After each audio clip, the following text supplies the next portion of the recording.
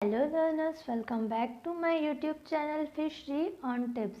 आज हम chapter number 1 का पार्ट 3 स्टार्ट करने वाले हैं, जिसका नाम है fish diseases and their control.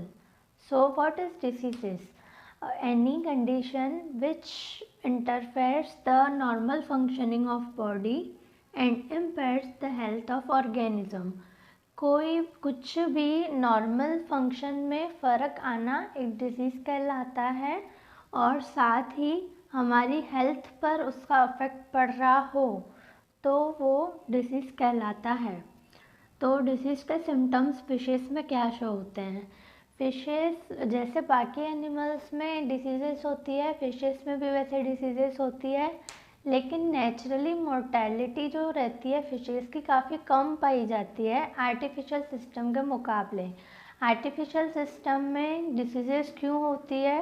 Farm manage अगर अच्छे से नहीं हो रहा है तो उसके कारण फिशेस काफ़ी मरती है या उन्हें न्यूट्रिएंट्स ना मिल रहा हो। काफ़ी सारे रीज़न से हम आगे पढ़ेंगे।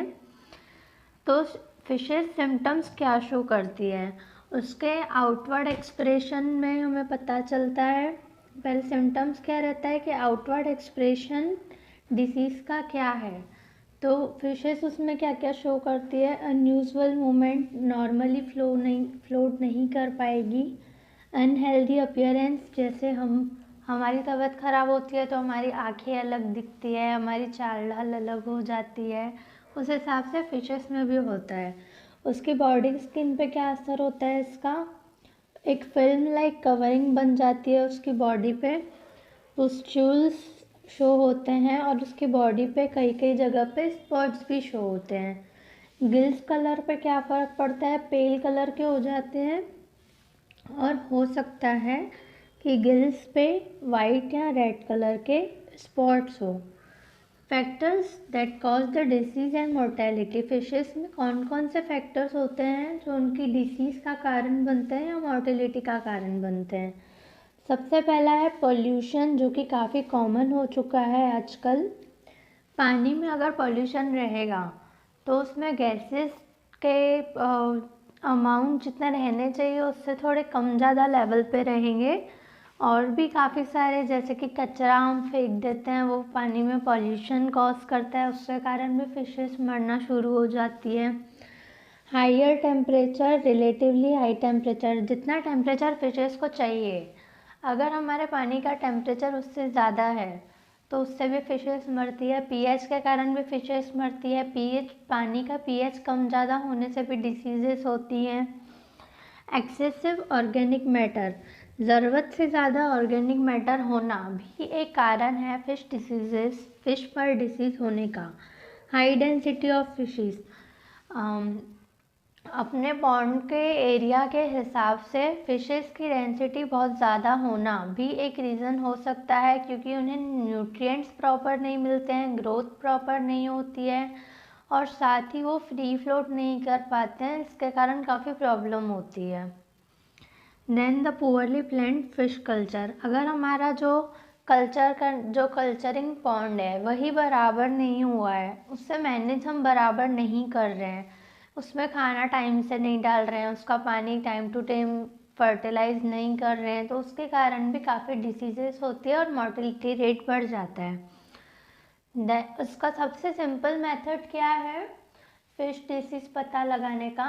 फिशेस को हाथ में पकड़ो, सपोज़ कि ये फ़िश है, ये ऐसे फ्लोट हो रही है, तो इसको हाथ में हमने पकड़ा और अगर हम उसको किसी भी एक डायरेक्शन में चेंज करना है, जैसे कि हमने उसको ऐसे चेंज किया, तो ये वाला साइड या फिर ये वाला साइड, कोई भी एक साइड चेंज करो और फिशेस की जो आइज़ है नॉर्मली वो क्या करती है, जिस डायरेक्शन में वो देख रही है उसी डायरेक्शन में देखती है।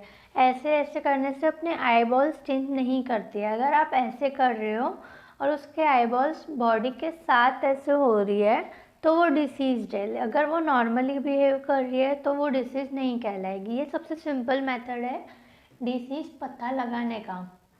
So hold the fish in hand in water, ऐसे नहीं कि हम बाहर निकाल के पकड़ रहे हैं तो वो मर जाएगी।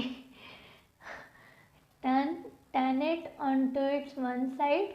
If eyeball turns along the turning of the body, the fish is said to be diseased. Okay. Then the classification of diseases.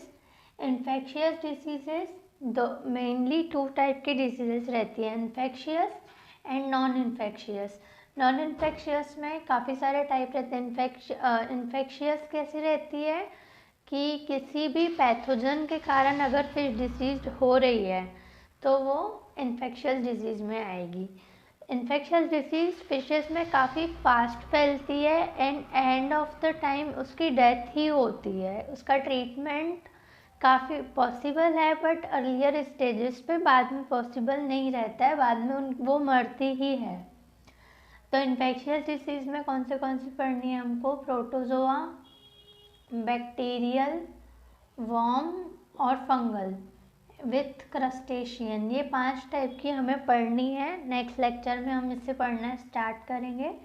Then the non infectious हमको पढ़ना है disease due to alteration in pH. जैसे कि मैंने आपको बताया कि pH change होने से भी डिसीजेस कॉज होती हैं। और मिसलेनियस डिसीजेस भी देखेंगे। और डाइटिशरी ऑफ डिफिशियंसी डिसीजेस, खाना बराबर न मिलने के कारण कौन सी डिसीजेस होती है? ग्रोथ नहीं होती है, जैसे कि ह्यूमंस में माल न्यूट्रिशन हो जाता है।